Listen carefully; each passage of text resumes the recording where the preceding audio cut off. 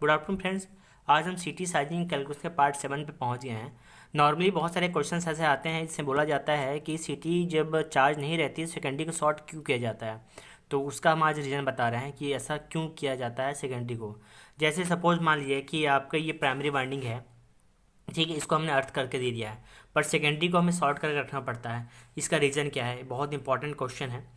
तो देखिए यहाँ पर आपका सेकेंडरी का ये वोल्टेज है जो यहाँ पर मैं दिखा रहा हूँ, ये न्यूट्रल लाइन्स होती है। मतलब जो सेकेंडरी हम इसे शॉर्ट करेंगे तो ये न्यूट्रल लाइन हमें करंट हो जाती है। ठीक है, अगर हमारा सेकेंडरी हमारा शॉर्टेड नहीं है तो क्या हुआ, सेकेंडरी वोल्टेज जो है वो सडनली बढ़ जाता है। अब क्यों बढ़ जाता है, इसके पीछे रीजन क्या है, स्टे कैपेसिटेंस हमारी उसके अंदर होती है।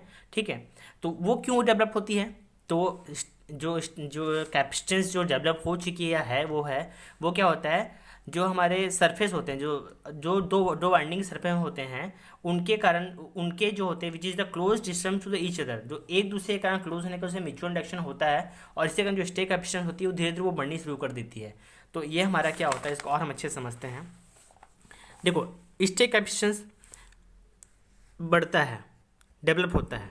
क्यों डेवलप होता है, हाई वोल्टेज और लो वोल्टेज वाइंडिंग के बीच में डेवलप होता है। ठीक है, पहली चीज़ ये एक बार डेवलप हो चुकी थी। क्यों डेवलप होता है, क्योंकि मान लो कभी कभी लाइटनिंग हो रही है आपकी सिस्टम पे ऊपर, एक्चुअल में लाइटनिंग होने का होता है वो चार्जेस होती है, वो चार्जेस होने के कारण प्राइमरी में चार्ज जनरेट होता है, वो जनरेट होने के कारण वो सेकेंडरी तक वो उसका फ्लक्स डेवलप होता है, क्योंकि वो माइक्रो सेकेंड रहता है, लेकिन वो सिटी को प्राइमरी को वो चार्ज तो कर देता है। तो उसके कारण जो स्टे कैपेसिटेंस होती है वो डेवलप हो जाता है और वो हमारे सर्किट में रहती है। दूसरा कैपेसिटेंस भी डेवलप हो जाता है। क्या उनसे होता है कि high voltage winding and ground के बीच में भी हमारा एक वोल्टेज आपका डेवलप हो चुका रहता है। हाई वोल्टेज वाइंडिंग और ग्राउंडिंग के बीच में भी आपका जो कैपेसिटेंस है वो डेवलप हो चुका रहता है। ठीक है, थर्ड कैपेसिटेंस जो होता है, थर्ड वोल्टेज जो होता है आपका लो वोल्टेज वाइंडिंग और ग्राउंड के बीच, जो मैंने बताया कि लो वोल्टेज वाइंडिंग, ठीक है, और ग्राउंड के बीच भी आपका ये वोल्टेज डेवलप हो चुका रहता है। ठीक है, तो इन सब के कारण जो इलेक्ट्रोस्टैटिक चार्जेस जो होती है ना, वो इलेक्ट्रोस्टैटिक चार्जेज जो होती है वो सेकेंडरी बॉन्डिंग्स में क्या होता है,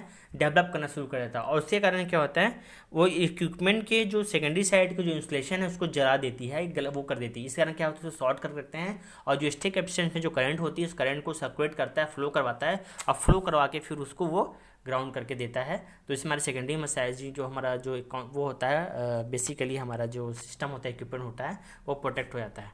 ठीक है, अगर दोस्तों आपको लगता है ये वीडियो यूज़फुल है इलेक्ट्रिकल इंजीनियरिंग, तो लाइक कीजिए, सब्सक्राइब कीजिए, स्वस्थ रहिए और एक पोस्ट जरूर लगाइए। धन्यवाद।